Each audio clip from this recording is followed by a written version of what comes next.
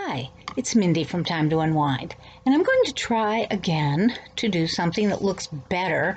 The last few times I haven't been real sure about how fuzzy I looked.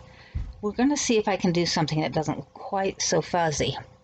Now, I did the design on the fly type fuzzy hat number 1, and as I did it, I decided that I wanted to try it using my standard hat pattern, try the fuzzy yarn, which is Mandala Fuzzy, which I know is kind of not around anymore, but any other fuzzy yarn will probably work. This is a number 7, but this is what I've got in my stash. So I'm going to begin by making a magic ring and chaining 2, and then putting 12 double crochets. Okay, 1, 2, 3. So 2 double crochets, 3 double crochets, 4 double crochets, 5 double crochets, 6 double crochets, 7 double crochets,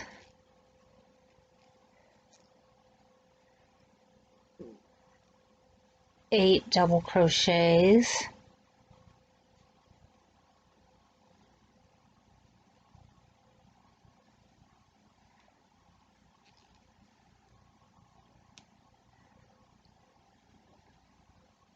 'I don't want this end to get caught up. I didn't make it very long.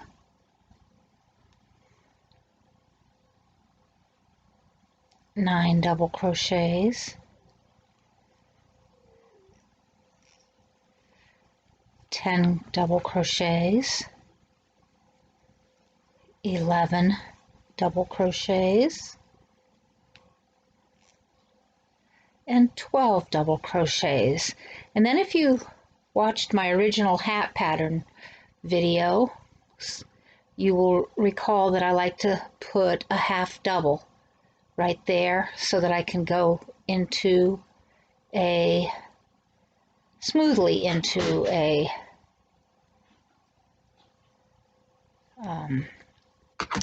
spiral. Now I think I've discovered the first difficulty with this pattern and this yarn, which is it doesn't like to pull through very easily to tighten. So with this yarn, you might do better to just chain 3 or 4 and go through that smaller loop and come back later and tighten up. I'll probably have to come back later and shrink down this hole in the center. So here I am back at the beginning, and I'm going to begin the increase rounds. And it's going to be, as I taught you before, we will go back post crochet around the first one,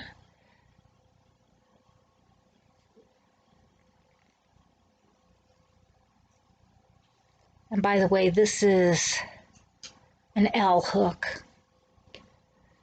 Don't ask me the millimeters. All right, then on the second stitch we'll go around in a, did I say back post, front post crochet? You can do it back post, but I'm going to do front. We're going to put 1 double crochet, 2, then we're going to come back and put a second double crochet underneath that one, which will start an angle like this. If you want to make an angle that goes this way, you pull the first one you put down and put it above it on the post, and that will aim it this way. Okay, so the next stitch will be 1 double crochet, and the following stitch will be 1, 2 double crochets. In other words, we are increasing. Every second stitch gets an increase. 1. The nice thing about this huge yarn, this is going to go very, very fast. So this one's an increase one, so we'll put the second one on there. And I'm just going to pause and come back when I'm ready to start. And I am almost ready to start the second round. Always double check, make sure that when I stopped I didn't lose my place. Okay, there were 2. And are we back there yet? Yes, we are back to the beginning. So this time I go around that first one.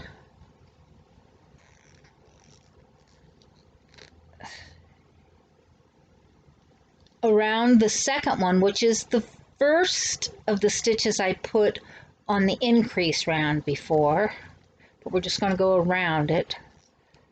And now we're on the second stitch of the first increase, and this one we're going to put 2 on. We're going to increase again. Every time you come to one that you increased on, the first one gets 1, the second one gets 2. And if you look carefully here, I hope that you can see the ridges that are beginning to show. And I know this is fuzzy yarn, and this is where feeling comes in, because you can feel them almost easier than you can see them. So just done a double there, so I'm going to put 1,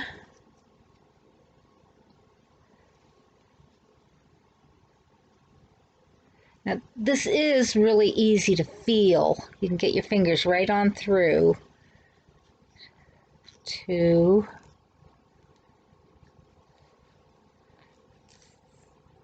3, and on that third one you're going to put that fourth one. And there goes again. You can see that line. You can see the line of increase, but boy, can you feel it.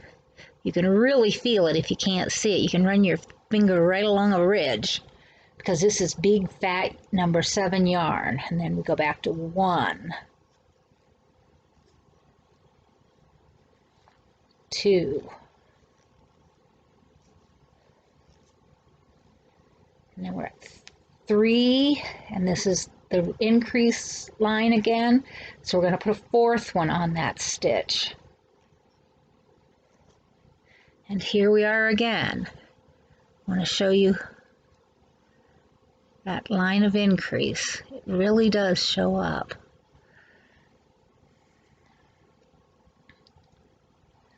So back to 1,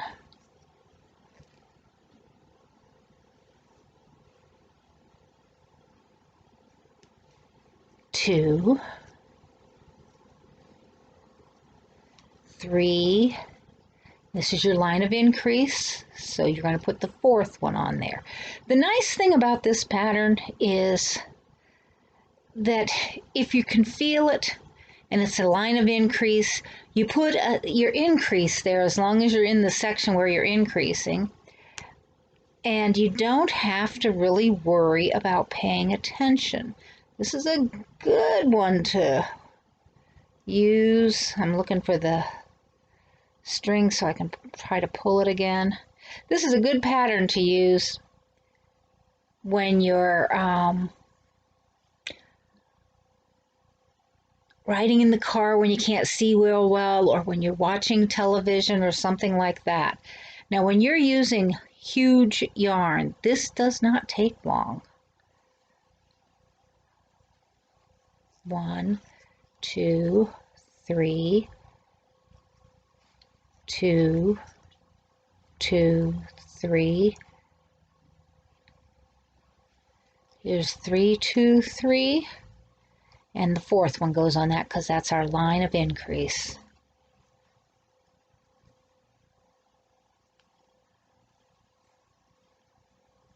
So that one now has 2 on it. You see how this opens up if you don't nail that down? Here we go, we're tightening it up again. And I really do need to stop and really hook this in and nail it down because it's going to just annoy me. I'm easily bothered by things like that. But I don't want to take the time to do it right now. I'll do it off screen. Okay, so again, 1,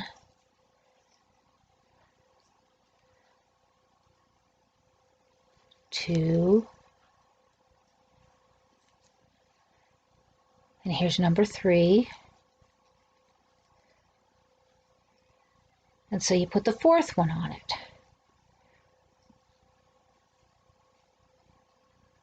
Again, 1,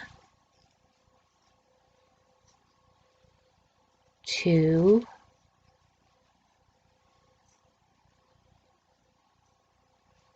3, and put the 4th one on it. And now 1,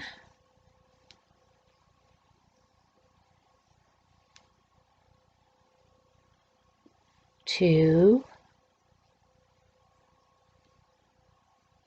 3, but this isn't the line of increase.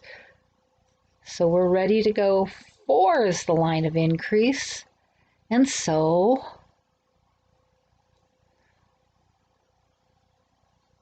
we'll put the 5th one on it. So we're up another row now. So we'll keep on like that until it comes to the point where it comes to the edge of my head on all sides. And I'll be back when it does that. Okay, so I've got 6 stitches for each increase section. And so let me see how we're doing here. I think that qualifies. And so I'm going to quit increasing and I'm just going to head straight. And this will bring it down. And so now, let's see, how many rows do I have? This makes it so easy. I have 1, 2, 3, 4, 5, 6 rounds because you can just count these ridges here. Even in this fluffy, hard to see yarn, and it's nice, the different colors make it easier to see too. But at this point, I'm just going to start putting a single stitch in each spot. And this will continue on down until it at least covers my ears, and then I may start ribbing. I haven't decided. Again, I'm designing as I go, even though it's pretty much for me a standard pattern. So I will be back. Okay, so I am back again, and just so you know, this was Mandala Fluffy, and it's a size 7 yarn, and there are 76 yards or 70 meters per 100 grams. So although we're getting close,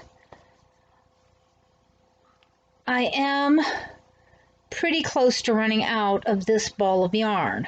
So I'm going to finish off this ball, and wouldn't you know, I can't find another ball of this. I'm sure I have another ball of this, but I found something else because we are so close to the end of this hat that it is crazy. But I think I want just a little more length.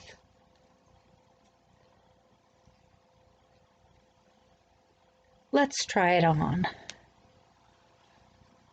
See, now, that's not quite long enough for me. Keeps the top of the head warm, but it doesn't keep the ears warm.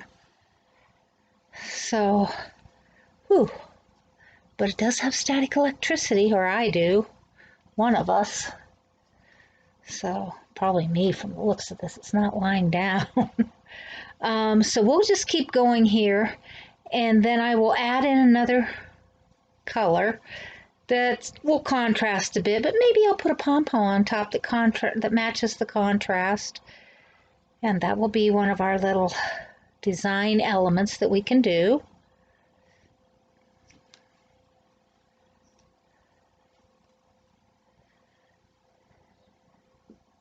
And you may remember that the way I usually do this is rib the bottom or something like that, but I'm not sure ribbing is going to show up very well. And so if I'm just going to finish it, what I do is I switch down to half doubles, then singles, then slip stitches.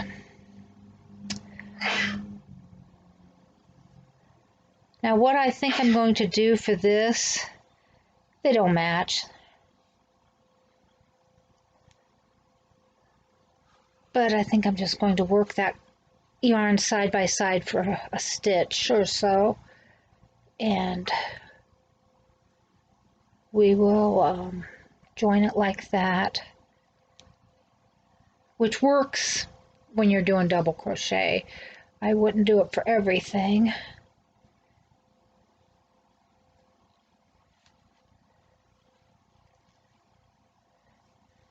Normally I like to do a rush and join, but this yarn is not good for a rush and join because it's not plied. So that was butterfly fish, and I've grabbed some Blue Dempsey to finish us out here with, and we'll just go a row or two, a round or two.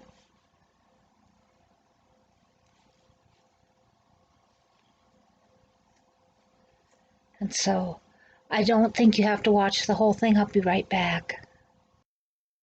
Hi, I'm back again, and I am pretty much down as far as I'm probably going to go, maybe just a little further around. But as you can see, a couple of things happened.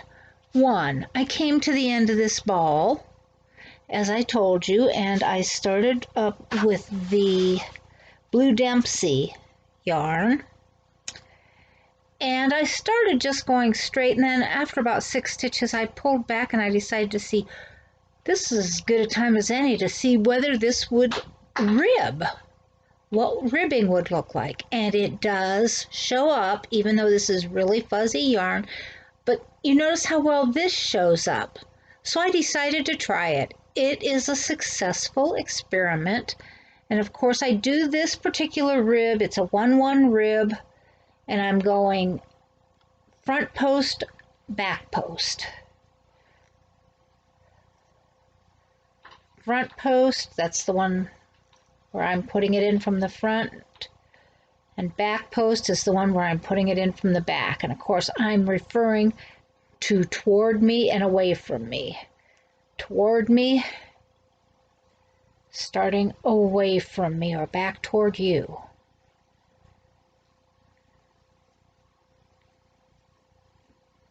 But what I thought I would do is show you when I'm doing this kind of a rib on this kind of a hat, how I end my spiral, because this is all spiraled. I'm not stopping and making a seam anywhere.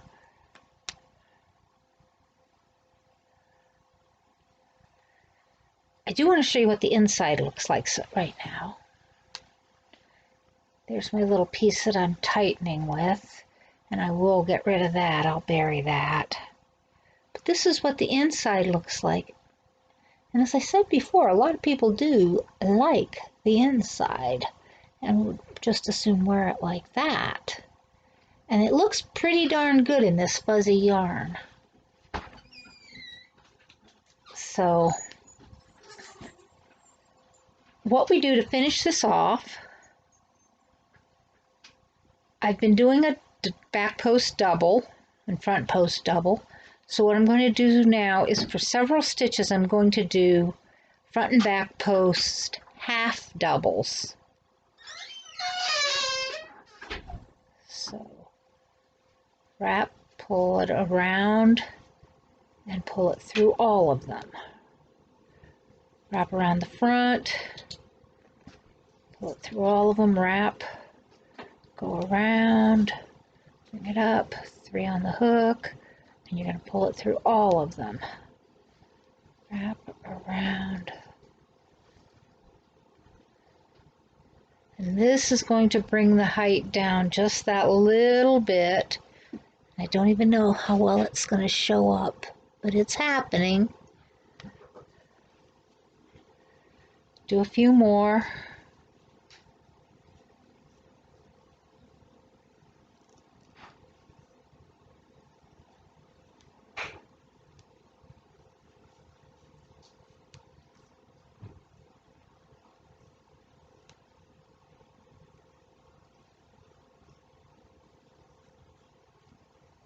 I actually kind of like this half double on this stuff. That would be tempting to try the whole hat in the half doubles. But now we've half doubled for a while. Let's go down to singles, and we're going to continue with the back post, front post, but we're going to do singles, which means we have to convince ourselves to stop wrapping. And just go ahead and pull up a single crochet around the post and go through. Single crochet front post, and I wrapped. After doing a whole hat of wraps, it can be difficult to remind yourself not to do it.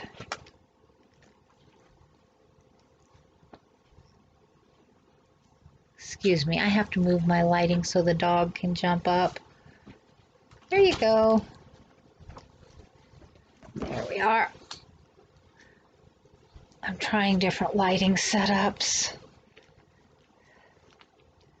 And that was a back post, so now, whoops, don't wrap.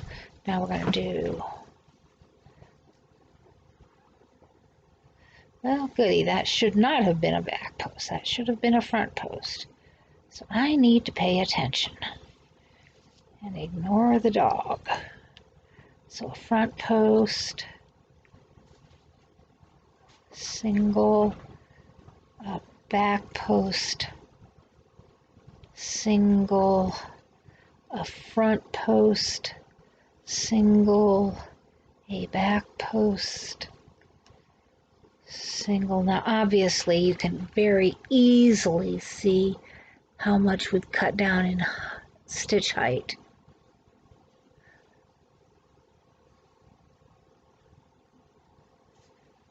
And I think I'll do just a couple more, and then we'll go into slip stitches,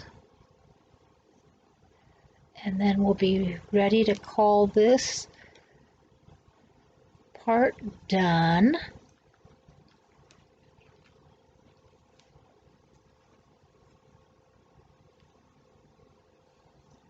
And you can do this for as long as you want, obviously. It's your hat. And so now I think I'm going to start slipping.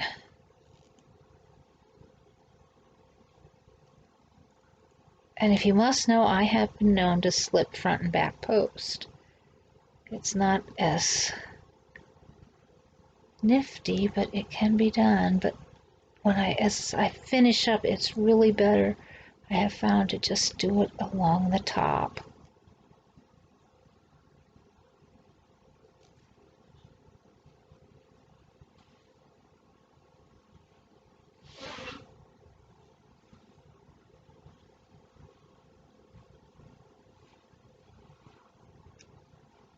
I think I kind of want to bring it around till the colors blend a little bit better. So maybe around here. There, they're starting to kind of blend a little bit. Not completely, but a little bit.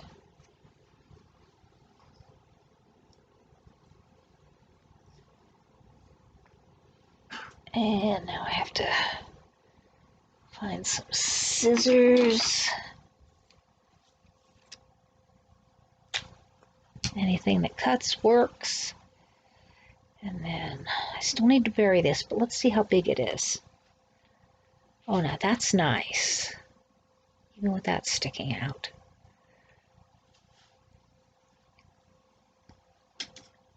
And, you know, it might be ideal to have something like a,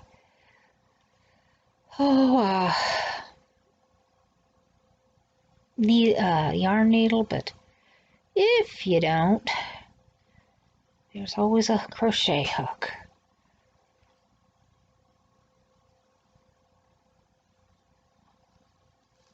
And I always use a smaller one because a smaller one goes into smaller holes. And then I want to take it back in a different direction. Hopefully not through the same spots. Let's try to get some different spots here.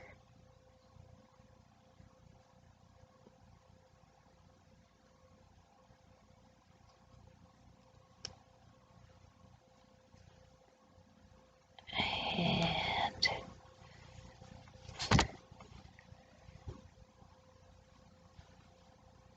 go through this stitch maybe. Got that buried on the inside pretty well. And so now I need to take a little piece of this, and I want to make a tie up here because I want to close this a little bit more thoroughly than it wants to close on its own. And I must say that the fuzz really hides the end. Okay. So I've got it close to there. That actually isn't too bad. And I might be able to use this as it is.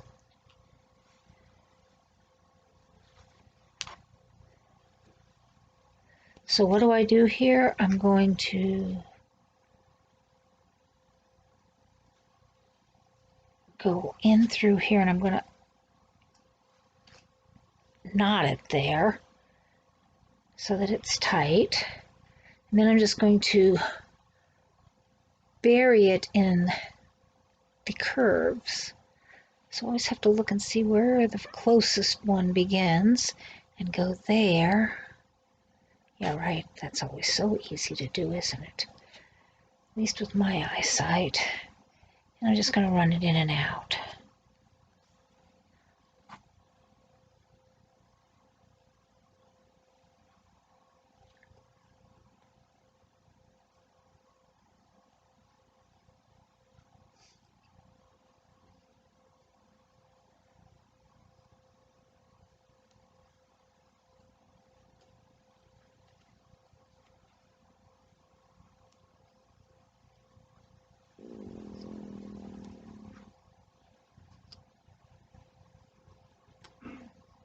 And it won't show on the outside of these ridges or on the outside of the hat because it's going around these ridges, and if you do a good job, nobody will even see it on the inside.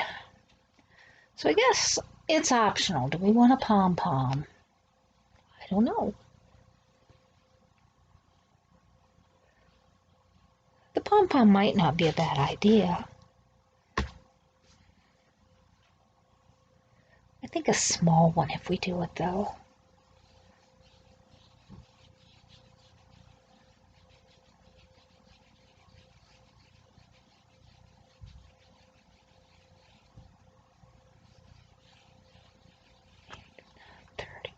About 30 wraps.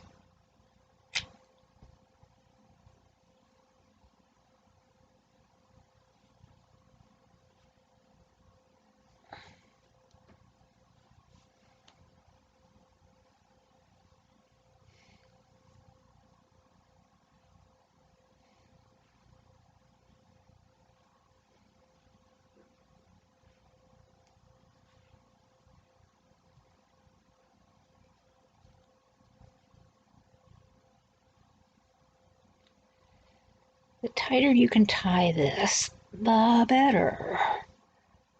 I actually kind of like that. It's a little weird, but I kind of like it.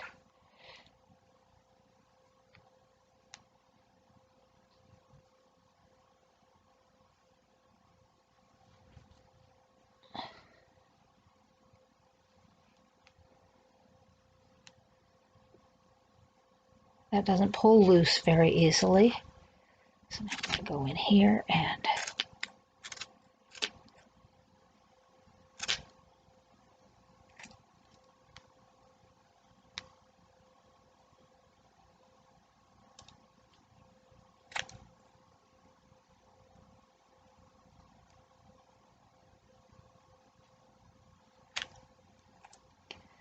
then go the other direction. Of course, I drop it sometimes.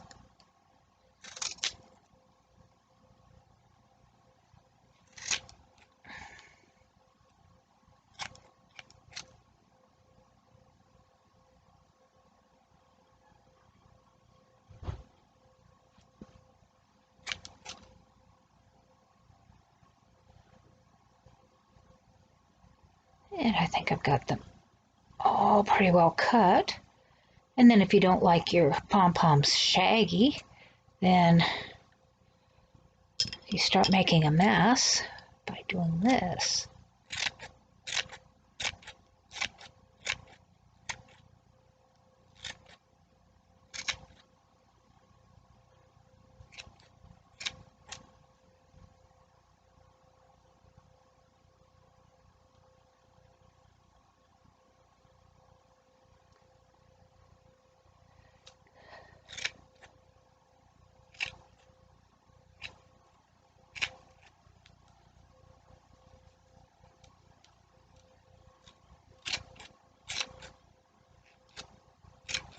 Before you know it, this is going to be a neat little tidy thing.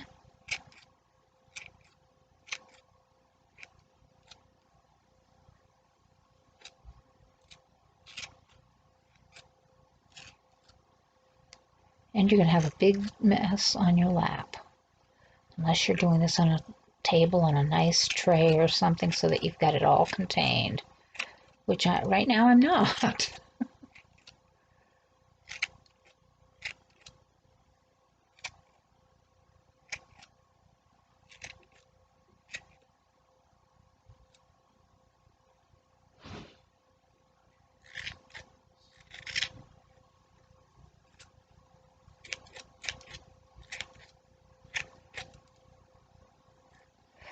I will tell you that the more you cut this, the tighter and neater it gets. Sometimes I like mine bouncy and fluffy and all over the place, and sometimes I make them into these tidy little balls. I think I'm going to go somewhere in the middle with this one.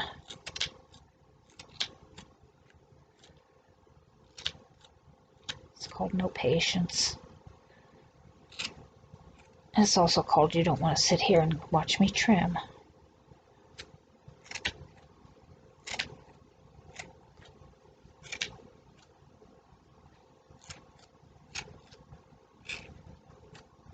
Right there, that's not too bad.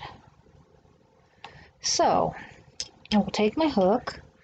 Now I've left a bunch down here, not just a couple, because I want to make sure it fastens tightly. Hat head again.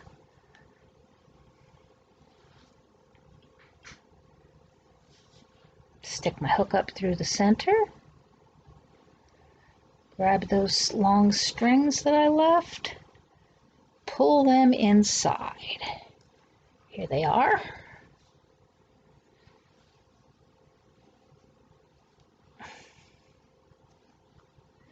Now what I usually do here is split them in a couple of directions and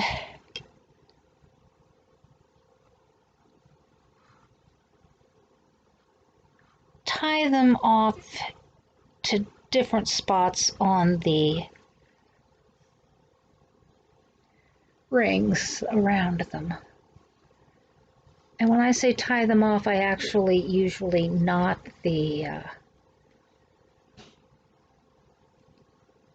Oh, the fuzz is getting to me.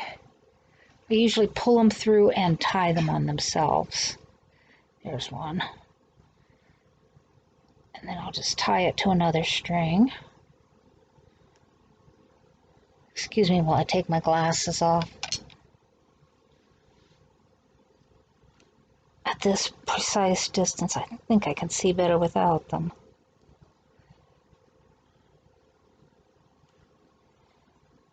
And that side. I'll come over to this side. Really, I thought I had more strings pulled through, but they're just so fuzzy. And this one's actually easier because this is the longer legs. I'm not going to bury those strings just yet. We'll see what it looks like.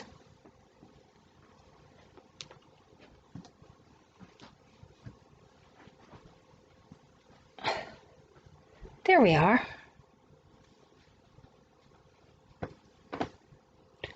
Not too bad. And that certainly didn't take me all day.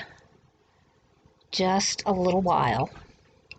So, all right. Well, so one of the things we determined was that if you're making a fuzzy hat with that mandala yarn, you're going to need 2 balls in this pattern, but only 1 ball. Wait a second, gather up all my little fuzz pieces. And there are a lot of them.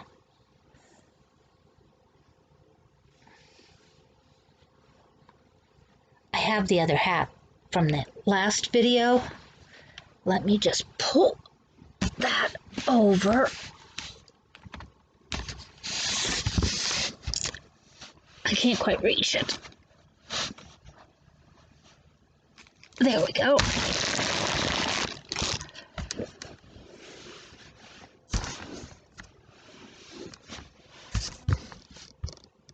Here we are. That was a stretch. Put it in a Ziploc to go to my daughter-in-law. Ziploc bag to go to my daughter-in-law. And if I ever can get this open.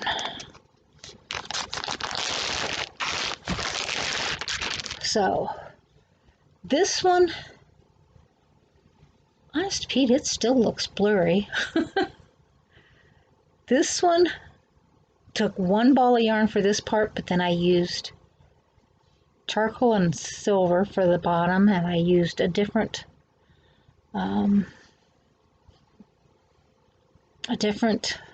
type of ball. Now this one I did with 2 colors of fuzzy, and I put the ball on top, which I see I need to adjust the positioning a little of,